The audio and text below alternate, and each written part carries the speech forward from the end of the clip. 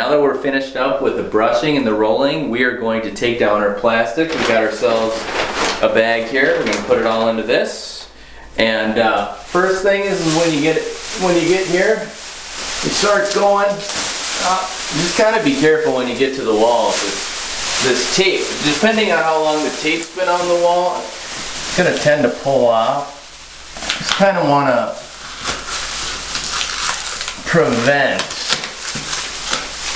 the tape from tearing the wall. You know, you don't want to pull the paint off like Derek was saying. So just take your time, pull slow. Just kind of grab it as you're going. Be careful of the paint that's maybe splattered onto the floor so you don't step in it. Don't want to get your socks all painted up unless you're wearing shoes. You don't want to get those painted up either. So take your time. If you've done this pretty fast, you shouldn't have to worry about the tape too much. If you've left the tape on for more than a day, you're going to need to take your time. And there's coming from the other way there, and bada bang.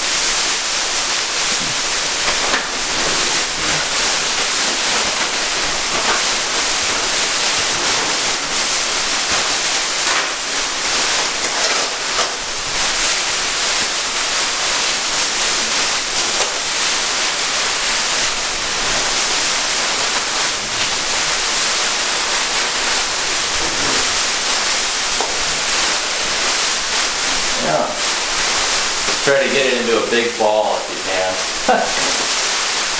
Ball it all up here. Oh, Terry's working on the floor. Good idea. We'll start on that and we'll ball it all together as well.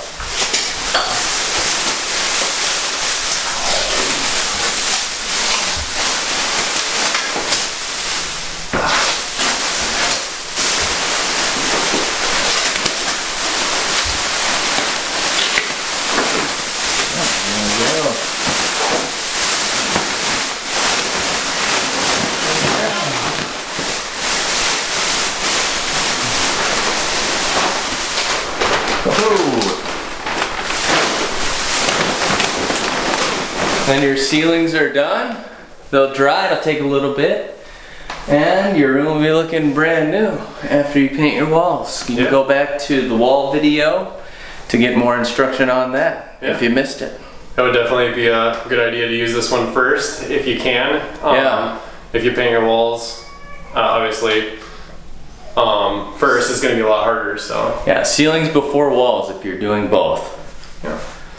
Thanks for watching, guys, and we'll hope to see you in the next one. See ya.